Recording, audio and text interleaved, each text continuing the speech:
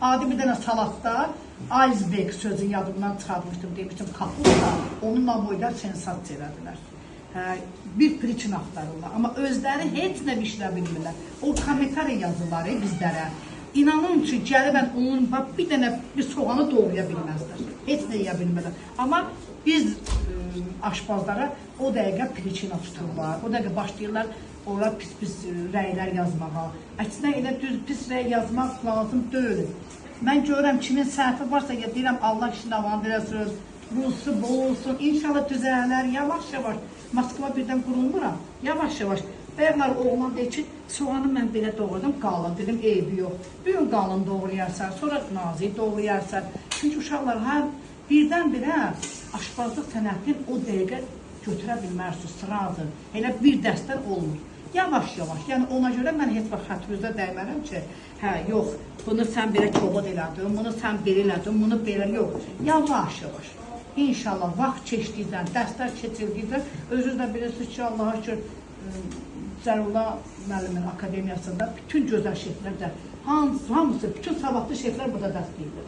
Biri-birinə savadlıdır, biri-birindən gözəl dərslər keçirir. Yəni, siz əminəm ki, gözəl bir diliyə malik olacaqsınız, gözəl işlərdə işləyəcəksiniz, səslərimiz yüksək səviyyələrdən, yerlərdən gələcək inşallah.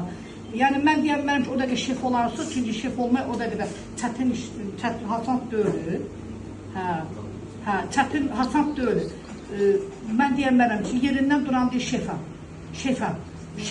Şeflik çox çətin bir sənətdir, dediyicən çətin sənətdir. Mən 31 ildir işləyirəm, Allaha and olsun, mən utanıram, ağzıma almağa ki, şef baş aşpaz, deyə bilmərəm, utanıram. Deyirəm ki, sadəcə olaraq aşpazım, bəs olam. Hələ də axtarıram, axtarışdıyam. Görürsən, məsəl üçün, bu yeməyi mən axtarırdım.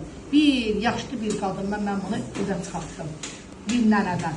Yəni, mən axtarıram, hara gedirəm, deyirəm, qədim xörəklərimiz də var. Çünki bizim Azərbaycan mətbəximiz çox zəngindir, çox. Misli yoxdur bizim Azərbaycan. Hara getsin, dünyanın hansı nöqtəsinə getsin, Azərbaycan mətbəxi çox zəngindir. Yenə də bizim Azərbaycan mətbəximizə möhtacız. Birinci, Azərbaycan mətbəxindən başlamalısınız, öyrənməlisiniz ki, sonra keçməlisiniz xarici mətbəxə. Çünki öz adi bir məsələ, dili necə danışırsan, təmiz. Birinci dilini öyrənmək, sonra rus dili, sonra ingilis dili. Bax, yemək də elədir, aşpazlıq da elədir. İnşallah hamımıza uğurlar olsun. İndi keçər yeməklərimizin proseslərini Allahın köməyi.